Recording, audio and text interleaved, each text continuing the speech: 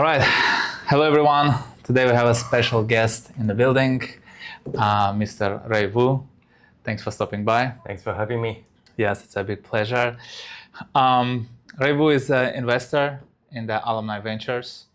And it seems like you've been doing investments for a long time. A long time indeed. A lot of our viewers, I would assume, founders or people who are thinking about founding company. So bringing up today your perspective, your view on the space, view on the investment environment might be helpful. Sure. And maybe we'll start with, maybe you can introduce yourself, give us a little bit, overview of your background, how you landed here in your career. Sure. The Ray Wu managing partner with Alumni Ventures. We're one of the largest and most active VC fund for individual investors. So our investor base are very much traditional individuals who want to get exposed into the venture market. Mm-hmm. Traditionally, they have exposure into the stock market with mutual funds. They want to actually access to venture-backed startups. It's very hard to do that. Mm-hmm. So giving them access toward that. We do about 200, 300 deals on a yearly basis, raise 1.5 billion, more than 1.5 billion in the last 10 years. And then have 5 offices around the US, essentially around all the tech hubs, right? So here we have a California office around Menlo Park, then have New York office, Boston office, Chicago office, all essentially within the US. We're opening up the Japan office and the London office this year.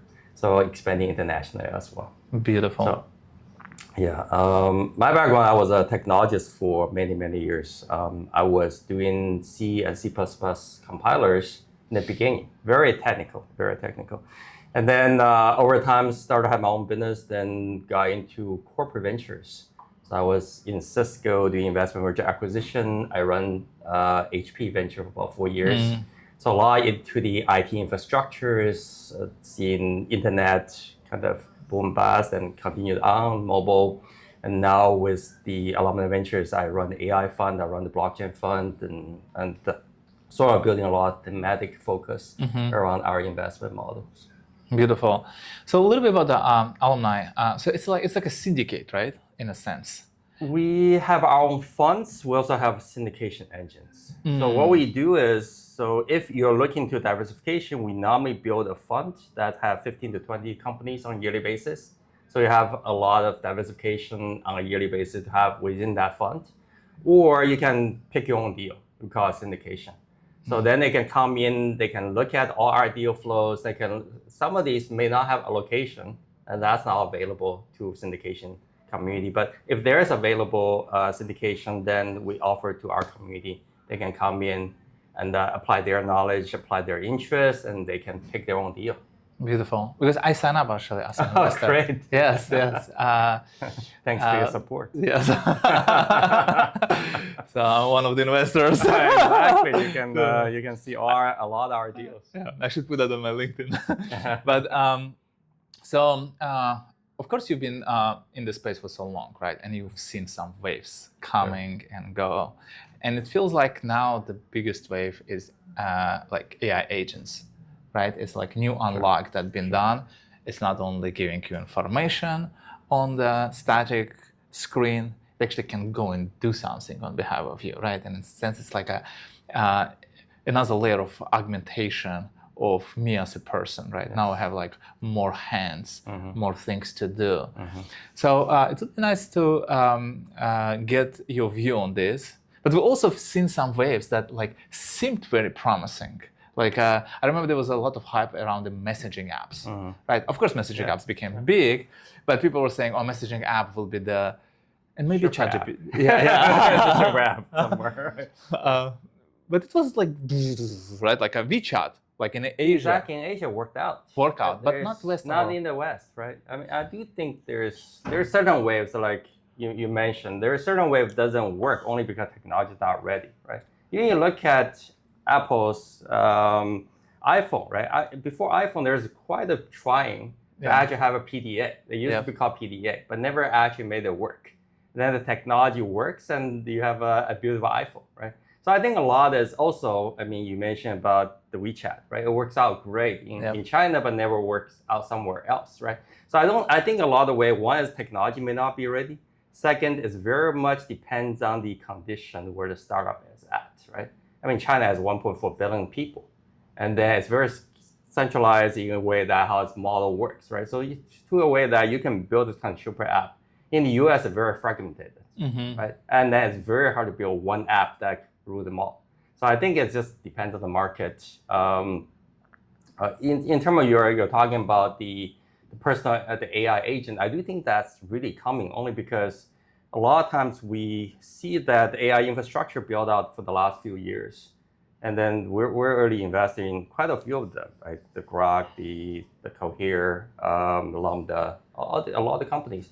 Now we're seeing more and more this kind of application, which traditionally called application, now it's AI agent, right? Coming into the economy and actually start to help the humans quite a bit, right? So you see the cost structure goes down, you see a lot of impact in the jobs actually from that. So my way of seeing that is almost become, we're moving away from this kind of implementation economy where basically people are doing everything to more, I call it visionary economy, people are thinking and orchestration, right? They're kind of demanding, they're in the loop, but they are more of the controlling of the AI agent versus has to be the one that competing with the AI agent. I think that's the trend in the economy we want to see. It's interesting, like, we had this discussion in the office another day, and basically the essence of the conversation was like a few years ago, like in the SaaS B2B era, right? Like everyone assumed that actually middle management, the management will be gone because software will take care of management, right? But where we actually ended up is like everyone now is a manager. Like, like we're actually going to the manager because you need to manage agents. You need to kind of oversee them. Yes. And this is interesting shift. Like it's like a cycle. Like I see management I see. It feels like an interesting shift which kind of reinforces the idea that it's very hard to predict the future because every like breakthrough opens up new realm of possibilities, and where we will land it is like indeed. I think the manager concept is great. I think we almost become a mini CEO almost, right? So we used to have a lot, but that CEO may not just manage people, it manage the hybrid workforce, right? It doesn't matter. It could be an agent, it could be a human, it could be a hybrid workforce, right? Yeah. So it's a more and more, I think that because the agent is so adaptive, right, that becomes the virtual workforce. Yeah. So maybe today you have a combination like 80-20, slowly it will shift, right? Just like autonomous driving, right? In the beginning, when you drive autonomous driving coming out, most of these are still human. Yeah. And today you look at Waymo, it's all machine, right? Yeah. So I do think that wave's coming, then becomes as a human, then what do you do? And you sort of have to guide it, you have to think clearly, you have to ask the right question versus just doing something, right? So I think the question becomes more important. What do you want to do? What exactly is doing versus how get it implemented. Right, it's like a vote versus how, right? Exactly. And why. And exactly, why becomes even more important, yes, right? Yes. Why do you even do it in the first place? That's a lot of time we ask founders that question. I mean, why do you do it? What's special about you? Like, what is that moat? What is that about moat? you? There's always the founder to product fit, founder to market fit, right? There's a lot of this kind of fit. Product to market, founder to product. Exactly. That's a matrix. It's like a triangle, Founder to capital fit. Founder to, it's actually a big one. That's a big one. As a founder, you don't want to bring wrong partners, right? Yes. And as a fund, you probably don't want to work with a mismatching founder who doesn't follow your philosophy or your expectations. So I have a question. So what would you say is the most, and a little bit spicy question, what is the most underrated space in your view? And what is the most overrated space? Giving you exposures to so many deals. Yeah, underrated, people don't see a lot of things. For example, most of the security compliance, a lot of I see plumbing type of things. Enterprise may understand it more. Outside that surface, most people don't see it, right? Most people don't see how the plumbing works. Most people see the application, right? So you will see all these crazy apps actually doing very well. So those tend to be, I think, I don't call it overrated, but it's definitely in the highlight. So you look at some of our portfolio companies like Hicksfield, like Corgi Insurance. Those are just recently got new fundings. They tend to be very visible in the space only because they capture a lot of consumer. They're kind of growing very fast and get a lot of market attention. But then you look at the enterprise infrastructure side, a lot of these actually are building also in having very nice growth, but don't get market kind of highlights because they're very much hidden within enterprise circle, or they're very much below it. Sometimes people may not even talk about it. Does it affect their multiples in terms of the fundraising? I think it really depends on the type of VC you talk to, right? So certain VC understand that space. So become more and more within that space. I think every space probably have a little bit domain VC expertise towards that. But toward that, I think just within that infrastructures space, there's a bunch of infrastructure VC who look at that space, and they get a lot of good fundings as well. And we see a lot of strategic investors coming into that play. Yeah, so we went through the A16Z speed run, the last cohort, and an A16Z was historically like a gaming blockchain, and now they mostly on AI, of course. I think there's only one or two companies who are not, they're still AI, but not central of their pitch. I see one out of 20. And when you're talking about the AI, right? Tell that I'm in the AI space. It's basically telling you I'm in a software space. Or even broader, right? Yes. It doesn't tell you anything. But now it feels like, at least from my view, and maybe I'm wrong. I think you are 100% correct. I don't think we're almost having an AI fund in the 2 to 3 years. Just like we don't have internet fund. Yeah. We don't have mobile funds, right? Yeah. You used to have that fund, right? All the venture funds is I'm the internet fund. I'm the mobile fund. Now you have the AI fund. But in a few years, probably, even though I'm leading the AI first fund, I think in a few years probably we'll transition to something that a little bit more vertical focused, a little bit more domain focused, versus because the infrastructure only takes so long before it becomes matures. You'll continue to stack on top of it, but maybe more and more towards real applications, problem you're solving versus just the infrastructure itself. Makes sense. I want to actually touch the Hicksfield you bring up, right? I think it's another kind of case to be made for distribution, user experience, winning over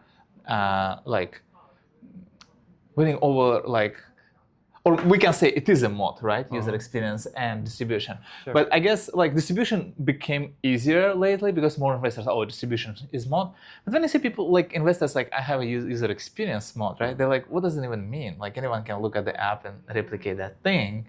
So what is your view on the moat as the concept? And when you look at the companies who don't have a evident moat in terms of they don't own the foundational models or something is pretty much replicatable, if you put a lot of focus on that, is it just comes down to the traction essentially in that case?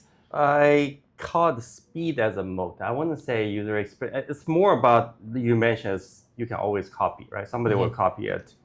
The question, can you execute? By itself, almost, you look at Chinese model to a certain degree. It's not because innovation, it started to have more innovation, but it's actually speed and implementation. That actually is a moat by itself. Right. We start to see that in Silicon Valley today. Right? Hicksfield is a good example in a way that how fast it's actually growing. You look at the revenues, you look at the adoption rate, you look at Corgi, essentially, they have a red book, kind of the office rule, you sleep here, you have a mattresses 24/7, sort of that's the model, right? So in a way that speed almost becomes, I don't think that's a requisite, but it is a moat by itself, right? So we look at that. If you don't own the underneath it, let's say you do have the infrastructure that over time that you didn't build within that time frames, it's also very hard to build it now, right? If you say I'm building the same kind of language model as before, I don't think that works. So then what you build is actually you have to. I think the moat is actually the speed, find something different. But you have to execute very fast. I would say that's a certain type of startup, not everything, right? For the consumer, especially towards new categories, I think that's probably is the moat by itself. That's why a lot of times when we look at those kind of founders, they tend to be, you like a founder to market fit. Right. That's sort of the founder to market fit. I see. That makes a lot of sense. And in that realm, right, like you know the seven powers of Hamilton? You have like a network effect, you have corner, partners and yeah, like branding, economy of scale, blah, blah, blah, blah, blah. Would you add something like speed there? I would, but it's hard to define. That's why people don't talk about it. But I do think AI cycle is very compressed. To a certain degree, when I was, as I mentioned, I was in Cisco during the internet booms. I was in HP, doing HP Venture, doing mobile, and I'm looking at AI, right? I just think this cycle is much shorter than before. Mm-hmm. Before is like, it takes time. People have a lot of questions. Large companies don't come in. Startup have a large runway just to go and build. This time, everybody realized it. Everybody jumping at the same time. So I think the capital accumulation is very fast. So this is a very accelerated cycle by my definition. Then in that cycle, then the speed would becomes one of the almost addition to that. Only because it changes not by years, but by months, right? Even you look at the language model in terms of the amount of time they release a new language model, they're getting shorter and shorter. Mm-hmm. I mean, NVIDIA talking about they're changing the whole product cycle becomes shorter and shorter. So everything is shorter and shorter. Then the execution, the speed by itself has become a moat.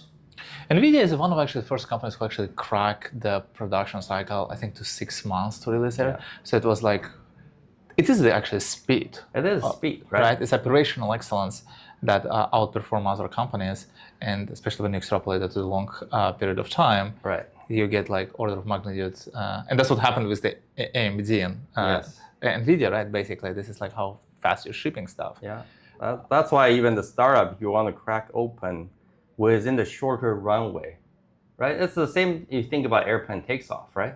If you have slower speed, you need a longer runway. Yes. If the runway is shorter, how do you win in this case? You have to accelerate faster. Yep. And two more questions. Sure. One question is, so I guess the biggest, like if we will zoom out, right? AI is, it's in a sense like internet, but bigger, because internet eliminated the notion of geography. At least when I'm thinking about it, right? Like 100%. Before, like you might have a store, unless Walmart comes near to you, you will win in that location because you have your kind of like your area where you can grow, right? Then internet coming in, and it's like no, everything consolidates in the Google, right? To like to the single window, and like whoever in that list wins. And with and it eliminated like so many companies, and there was like massive consolidation around the Amazon, around like advertising platforms. AI feels like even bigger thing. This technology actually thinks, makes decisions, adapts, learns, and if you will look at the rate of improvement of this technology, it's also scary fast. And we humans don't really comprehend that because we adapt so fast too, you know? Yeah, we're linear people. We're not exponential people. Yes. Like humanness, right? So like in your view, what's gonna happen with the market? Will it all consolidate again around the like foundational models eventually being able, because even all these vertical companies, they're using foundational models to superpower them, right? Yeah, someone like takes the open source models, pretend, but I feel like majority of them still using API, and those models get that data eventually. So they have a penetration to all industries. Do you feel like eventually it will be just consolidated around a few foundation models, or there will still be this smaller, newer, up-and-coming companies who can overthrow it? I think consolidation will happen, but maybe there's, I just think there's going to create new spaces that will be running faster and probably create some new winners in this disruption period, right?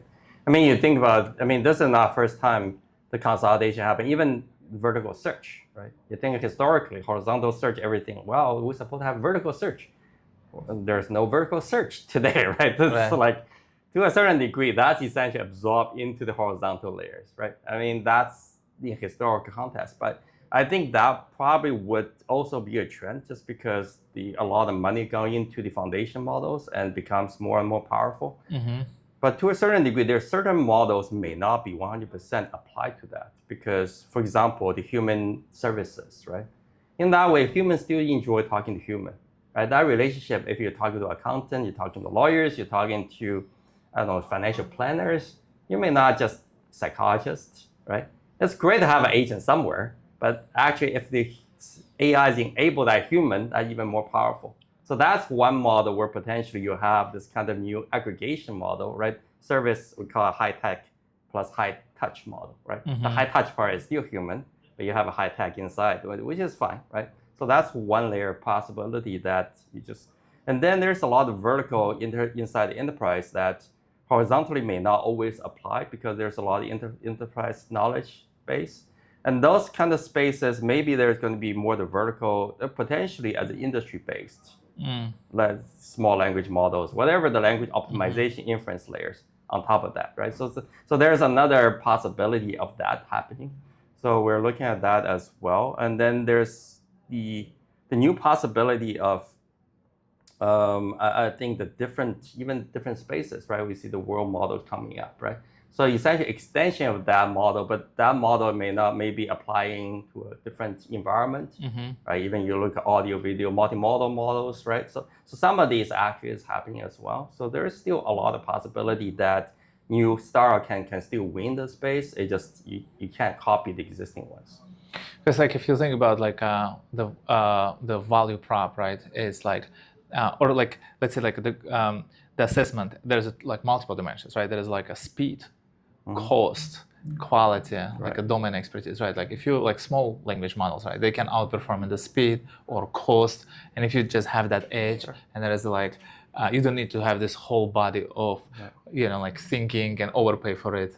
So you're saying that you just need to find your vertical niche and kind of go after that. I think so. Traditionally, you look at how enterprise optimizes the revenue, is the cost, and the customer service, right? There is a few dimensions around that, right? I mean, if you think about where do I apply my agent new technology, probably think the same way, right? If you can overlay on top of the existing model, I do think over time, a lot of language model probably be on par to each other, open source and closed source. They're going to be commoditized over time as well, right? So the new layer is going to be built on top of that. So each layer is going to be building just like what we're seeing in the semiconductor space. You have chips, then you have the board, you have the computer. So essentially, it's just keep on accumulating together into one unit.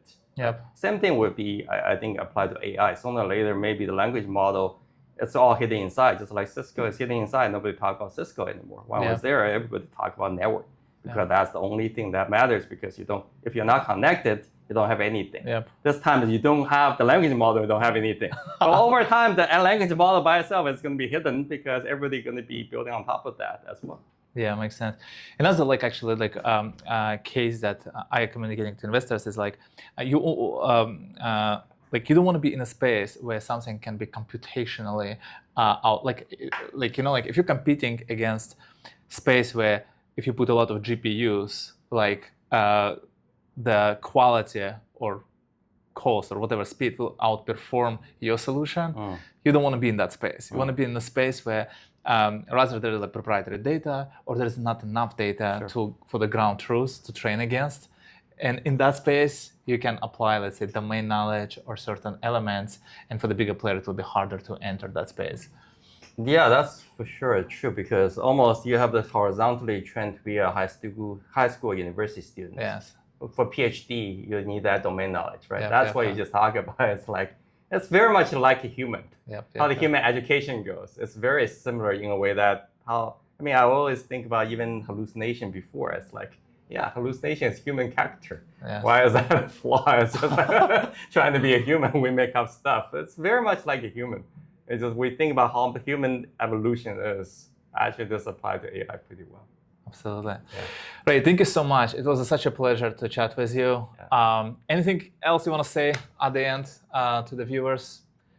Could be students, founders mostly. Well, if you have a startup, and want to pitch us, please let us know. We always look at all kinds of startups, and we do 200, 300 deals on a yearly basis. So do submit your startup to us. And if you're an investor interested to invest into our space, we have our AFS fund that's opening right now. So take a look.